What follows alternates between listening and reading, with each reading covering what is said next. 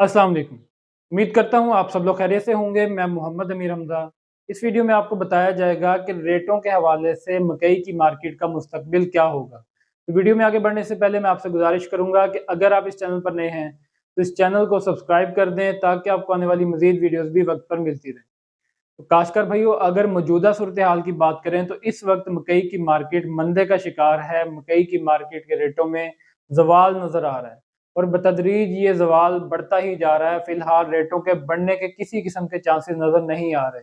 मैंने अपनी काफ़ी सारी पिछली वीडियोज़ में बताया जिनमें मैंने इसका एनालिसिस किया था कि मकई की मार्केट का मुस्तकबिल क्या होगा। तो उसमें मैंने बताया था कि जो अक्टूबर का महीना है ये ख़तरनाक होने वाला है। यहाँ पर आकर बहुत ज़्यादा रेट कम होते हुए दिखाई दे रहे हैं। और फिर आपने देखा कि अभी अक्टूबर शुरू होने में 2 दिन बाकी थे कि मार्केट ज़वाल का शिकार होना शुरू हो गई और रेट बहुत ज़्यादा कम होना शुरू हो गए। तो अब अगर मुस्तकबिल की बात करते हैं तो मुस्तकबिल का बेहतर इल्म तो अल्लाह ताला की ज़ात को है। आगे देखें क्या बनता है, आगे क्या सिनेरियोज़ होते हैं। लेकिन जो मौजूदा अदाद-ओ-शुमार हैं, उसके मुताबिक हम अगर अक्टूबर की बात कर लेते हैं, तो अक्टूबर में जो मकई का मुस्तकबिल है वो कोई अच्छा नज़र नहीं आ रहा। आने वाले दिनों में मज़ीद भी रेटों में कमी होती हुई नज़र आ रही है। उसकी वजह ये है कि जो बहारिया मकई थी, जो बहुत ज़्यादा सरप्लस आई थी, ज़्यादा पैदावार भी आई और लगी भी बहुत ज़्यादा थी, लोगों ने वो स्टोर कर ली थी और अभी तक वो स्टोर की हुई मकई ही मार्केट में आ रही है। लोगों के पास अभी तक मकई मौजूद है।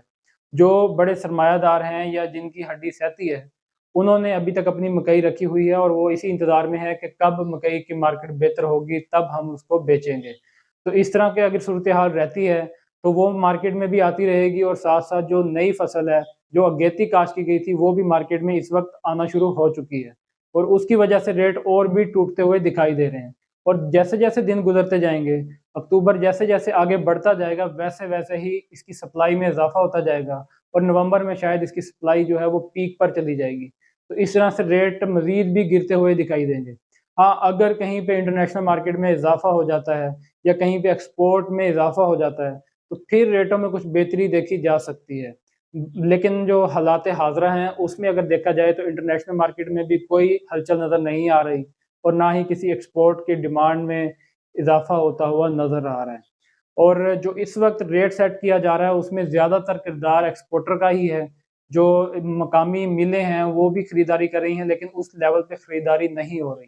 तो एक्सपोर्टर की वजह से रेट सेट हो रहा है और जो मार्केट की सूरत-ए-हाल है, जो डॉलर की सूरत-ए-हाल है, डॉलर रोज़-ब-रोज़ कम होता हुआ दिखाई दे रहा है। और जो इंटरनेशनल मार्केट में पेमेंट्स होती हैं, वो डॉलर में की जाती हैं। तो उसी हिसाब से जब डॉलर का रेट कम हो रहा है, तो मकई का रेट उस वजह से भी गिरता हुआ दिखाई दे रहा है। तो आने वाले दिनों में अगर इसी तरह से बेयकीनी की सूरत-ए-हाल डॉलर में भी रहती है, तो एक्सपोर्ट में भी रेट कम ही होते हुए दिखाई देंगे, क्योंकि एक्सपोर्टर भी जब बेयकीनी की सूरत-ए-हाल होती है, तो वो चीज़ों को हाथ नहीं डालता। इस वजह से रेट ऊपर आने की तो किसी किस्म के चांसेस मौजूद नज़र नहीं आते। अगर आपने अगली फसल गंदम काश्त करनी है, तो इन सारी सूरत-ए-हाल को देखते हुए आप अपनी फसल के लिए प्लानिंग कर लें।